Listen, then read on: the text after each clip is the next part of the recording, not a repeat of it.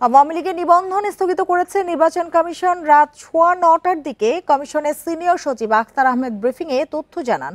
এ নিয়ে আরো জানাতে রাজধানীর আগারগাঁ থেকে আমাদের সাথে যোগ দিয়েছেন সহকর্মী রিফাত আলম। রিফাত, শুরুতেই জানতে চাই, এটি কি স্থগিত নাকি বাতিল, আর কোন পরিপ্রেক্ষিতে আওয়ামী লীগের নিবন্ধন বাতিল করা হলো বা স্থগিত করা হলো, কি বলছে নির্বাচন কমিশন? আওয়ামী লীগ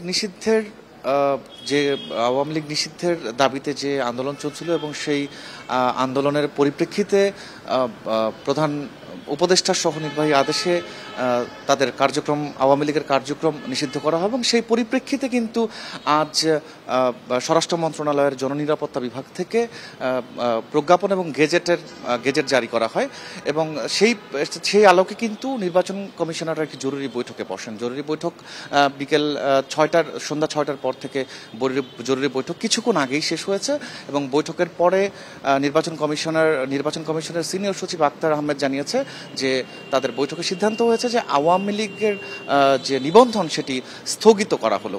তবে এই স্থগিত কতদিনের জন্য বা সাময়িক সময়ের জন্য কিনা সে বিষয়ে তারা স্পষ্ট কিছু বলেনি।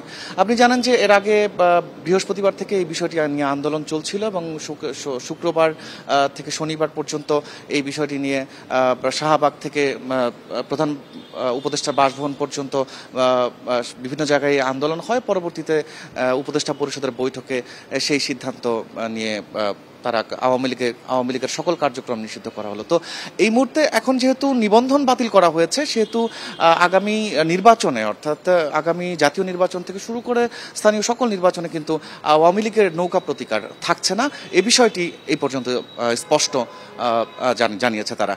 আর এর মধ্যে আসলে এখন যারা আন্দোলনে আছেন তারাও বিষয়টি সম্পর্কে অবগত হয়েছেন, তারাও বিষয়টি নিয়ে আনন্দ প্রকাশ করছেন। আপনি জানেন যে শাহবাগে বিষয়টি নিয়ে আনন্দ উল্লাস চলছে। এই বিষয় এর মধ্যে আওয়ামী লীগের গল্পগুলো আমরা জানি। আওয়ামী লীগের নিবন্ধন স্থগিত করা হয়েছে সে বিষয়ে নির্বাচন কমিশন ভবন থেকে যোগ দিয়েছিলেন আমাদের সহকর্মী রিফাত আলম।